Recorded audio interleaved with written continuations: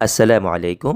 গিয়েছিলাম নুরানি তালিমুল কোরআন বোর্ড সিলেট বাংলাদেশ ব্রাহ্মণবাড়িয়া জেলা শাখা কার্যালয় সরকারবাড়ি থেকে জামিয়া রহিমিয়া কাসিমুল উলুম তিরনগর বড় মাদ্রাসার নুরানি বিভাগ পরিদর্শনে।